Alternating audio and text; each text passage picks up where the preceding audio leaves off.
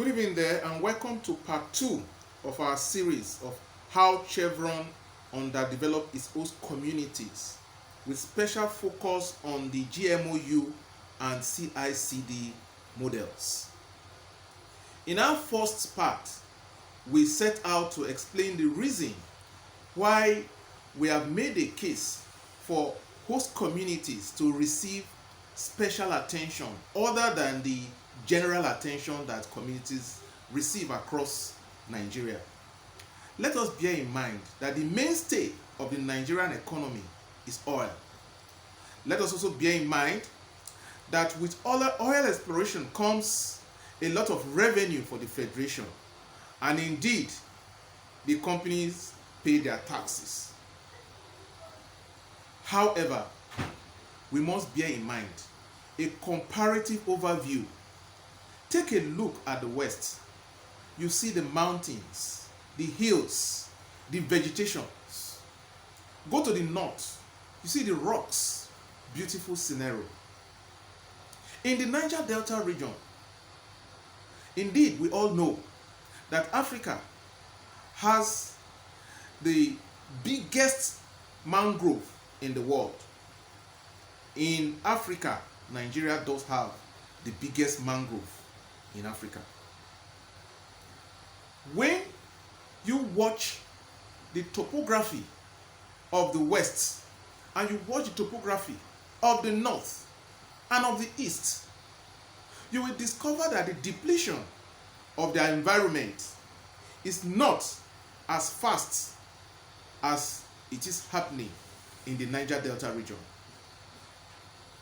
Indeed, we have admitted that due to oil exploration, a lot has been altered in our ecosystem.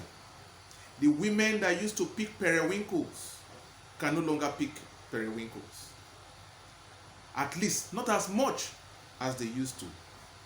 The beauty of the mangrove, as I used to know it when I was a child, is no longer there. I grew up in Warri.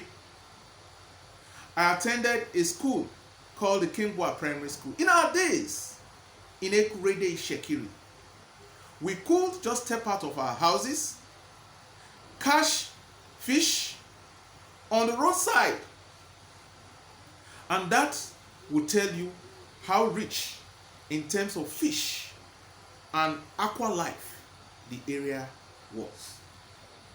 But now, even when you go into the deep seas, it will take you a lot of hard work and journey to be able to make a cash. What I'm saying in essence is that the environment, which is the major heritage we got from our forefathers, is depleting at a very, very fast rate, and principally because of oil exploration. Therefore, it accords with logic that from whom much is taken, much should also be given.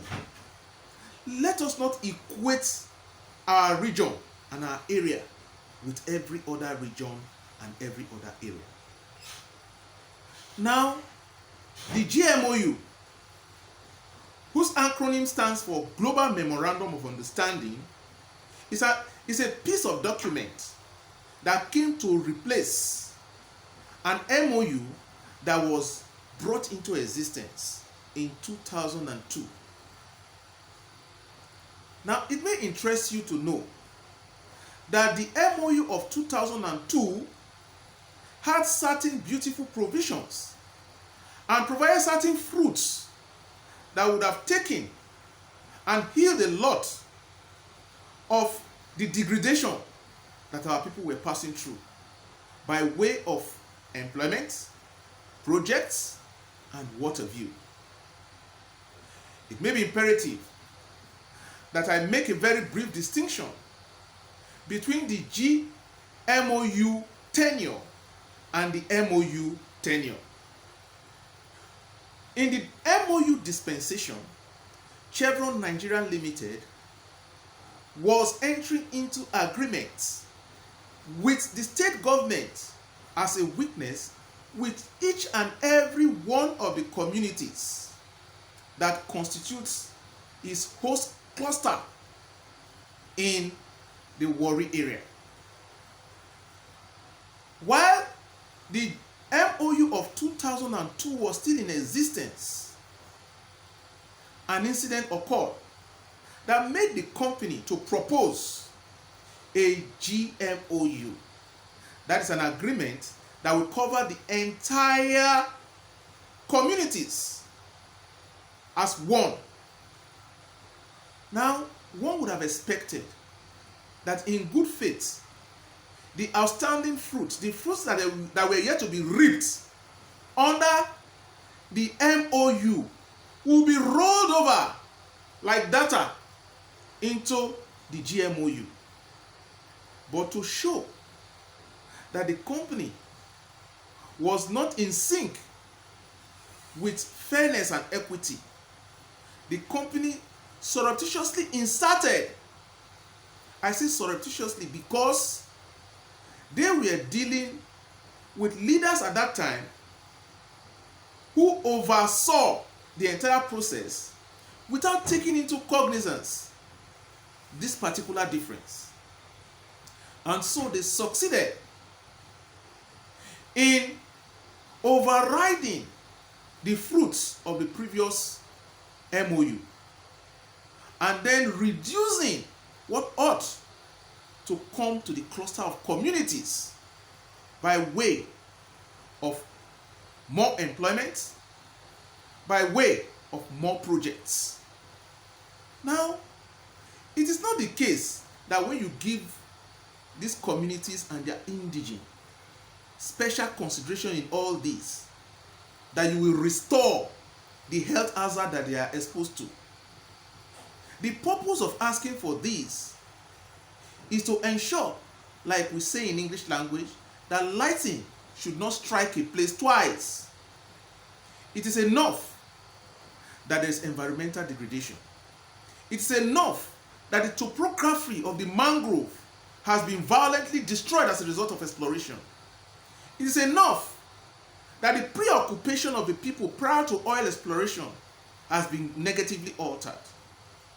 It's enough that there is global warming.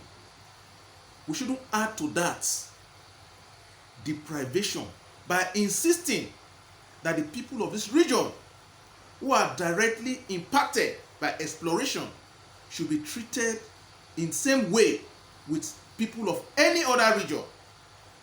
How do you treat unequal situation equally? And when I hear the company and its workers talk about equity, talk about our people not even having sufficient capacity, it's an addition to the insult. And that is why I say that there is a deliberate attempt by CHEVRON Nigeria Limited to underdevelop our communities. By their coming, they have altered the balance of power in our communities. By their coming, they have altered the economy of our community. It behoves them as a corporate citizen with conscience to ensure that they do not allow lightning to strike us twice. And that is the reason why I am making this tip. I hope you will come with me. I'll be available to answer questions as they come. My name is Robinson Ario. Thank you.